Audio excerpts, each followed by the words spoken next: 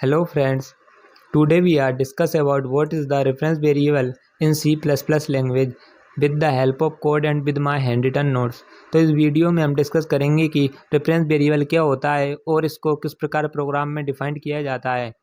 A variable which are provide alternate name for the previously defined or existing variable is called reference variable।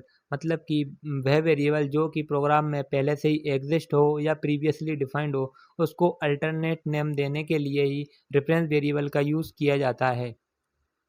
When a program is declare a reference, it become a alternate name for an existing variable। A variable can be declared as a reference by putting address in the declaration। मतलब कि जब कभी हम जब programme में कोई existing variable defined होता है तो उसको अल्टरनेट नेम देने के लिए ही रेफरेंस वेरिएबल का यूज़ होता है।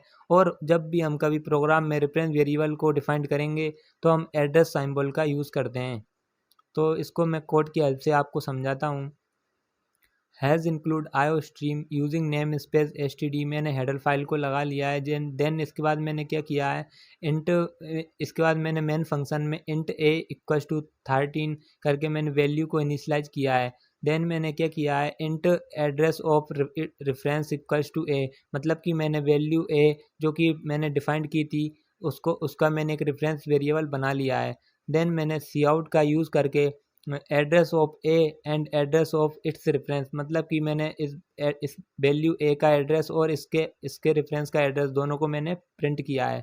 देन मैंने रेफरेंस इक्वल्स टू 14, मैंने रेफरेंस की वैल्यू 14 करी है। जिसके बाद मैंने सी आउट का फंक्शन का यूज़ करके मैंने ए और इसके रेफरेंस दोनों को मैंने प्रिंट किया है। तो इसमें मैंने क्या किया है कि मैंने बताया था कि पहले से ही हमारा जो कि एग्जिस्टिंग वेरिएबल डिफाइंड होता है उसी को हम रेफरेंस वेरिएबल बना सकते हैं। मतलब कि ये मेरा ए था जो पहले से ही प्रोग्राम में डिफाइंड था, तो इसका मैंने रेफरेंस वेरिएबल बना लिया है और इसको मैंने प्रिंट कराया है। तो इसका आउटपुट क्या आता है देखते हैं। एड्रेस ऑफ ए, इसका एड्रेस आता है ये, and it's address of its reference, तो इन दोनों के एड्रेस सेम आते हैं। देन मैंने क्या किया था, रेफरेंस की वैल्यू 14 इनिशलाइज की थी। तो मैंने जैसे ही ए और इसके रेफरेंस दोनों को मैंने प्रिंट किया तो मेरी दोनों वैल्यू ए और रेफरेंस की वैल्यू दोनों की वैल्यू मुझे 14 मिली। तो इस प्रकार हम प्रोग्राम को राइट अप कर सकते हैं with the help of reference variable. तो इस कोड को मैं आपको VS कोड में एक्सप्लेन करता हूँ। तो let's go to the VS code. तो इस वीडियो में हमने देखा कि रेफरेंस वेरिएबल को किस प्रकार डिफाइन किया जाता है और रेफरेंस वेरिएबल क्या होता है। तो मैं कोड की हेल्प से आपको रेफरेंस वेरिएबल को एक्सप्लेन करता हूं। तो मैं हेडर फाइल को इंक्लूड कर लेता हूं। Hash include io stream using namespace std। Then मैं मेन फंक्शन को डिफाइन करता हूं। तो मेन फंक्शन में मैं int a equals to 13। Then मैं क्या कर रहा हूँ, मैं इसका रेफरेंस बना रहा हूँ जो कि एड्रेस ref होगा, जो इसको मैं इक्वल करूँगा a के। मैंने क्या किया, इंट a इक्वल्स टू 13, मैंने a की वैल्यू 13 इनिशलाइज की। इसके बाद मैंने इंट एड्रेस ऑफ ref मतलब कि address of reference equals to a, मैंने a का रेफरेंस डिफाइंड किया है। देन मैं सी आउट का यूज़ करके वैल्यू a के एड्रेस और वैल्यू ए के एड्रेस और इसके रेफरेंस दोनों को मैं प्रिंट करूँगा। Address of a equals to a को मैंने प्रिंट कर दिया। देन मैं क्या करूँगा, and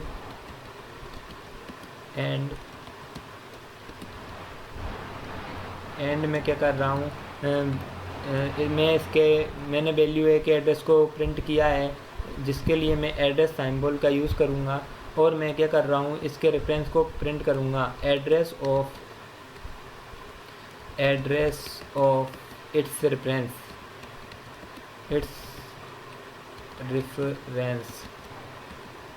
address of its reference equals to ref reference, इसमें भी मैं एड्रेस का यूज़ करूँगा। देन मैं क्या करूँगा, एंडल का यूज़ करूँगा फॉर न्यू लाइन। मैंने क्या किया, int a equals to 13 and address बना लिया मैंने a का। मतलब कि रेफरेंस बना लिया है मैंने ए का, और मैंने दोनों रेफरेंस वेरिएबल और ए दोनों के एड्रेस को मैंने प्रिंट किया है। देन मैं रेफरेंस इक्वल्स टू, मतलब कि जो मैंने रेफरेंस वेरिएबल डिफाइन किया है उसको मैं इक्वल्स टू कर रहा हूँ 14 के, और मैं सी आउट का यूज़ करके मैं value a equals to a, मैं value a and value b दोनों को मैं प्रिंट करूँगा। एंड मैंने क्या किया है, अब मैं क्या करूँगा, इसके रेफरेंस की वैल्यू को प्रिंट करूँगा ref equals to ref, then return zero. मैंने क्या किया, सबसे पहले हेडर फाइल को लगा लिया है। इसके बाद मैंने मेन फंक्शन में इंट ए इक्वल्स टू 13, मैंने ए की वैल्यू 13 इनिशियलाइज की।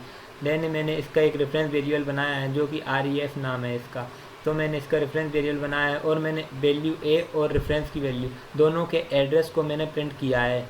और मैंने क्या किया है, रेफरेंस को इक्वल किया है मैंने 13 के, और मैंने वैल्यू ए और इसके रेफरेंस ref दोनों की वैल्यू को मैंने प्रिंट कराया है। तो आइए हम इस कोड को रन करके देखते हैं कि what will be the output. The output will be the address of a equals to 0x61ff08 and address of its reference, मतलब कि एड्रेस ए और इसके रेफरेंस दोनों का एड्रेस सेम होगा। और मैंने जो कि मैंने वैल्यू था 14 इनिशलाइज की थी, तो ए और इसके रेफरेंस दोनों की वैल्यू मुझे 14 मिली है। तो मैं इसमें स्पेस दे लेता हूँ, स्पेस के लिए मैं यहाँ पे एक स्पेस को काउंट करूँगा। देन इसके बाद मैं दोबारा अगेन रन करता हूँ। Address of a equals to ये and address of its reference equals to ये, तो मैंने वैल्यू ए और वैल्यू रेफरेंस दोनों की वैल्यू को मैंने आउटपुट किया है, मतलब दोनों की वैल्यू को मैंने प्रिंट किया है। और मैंने जब इन दोनों के एड्रेस को प्रिंट किया तो इन दोनों के एड्रेस सेम आते हैं। मतलब कि जब हम किसी वेरिएबल को डिफाइन करते हैं और उसका हम रेफरेंस बनाते हैं, मतलब कि रेफरेंस वेरिएबल बनाते हैं, तो उसके जब हम दोनों के एड्रेस प्रिंट करते हैं तो दोनों के एड्रेस सेम ही होंगे। और अब मैंने क्या किया था, यहाँ पे मैं रेफरेंस को इक्वल किया था 14 के, तो जैसे ही मैंने इसके रेफरेंस को मैंने 14 किया तो वैल्यू ए की वैल्यू और रेफरेंस वैल्यू दोनों की वैल्यू सेम हो जाएगी।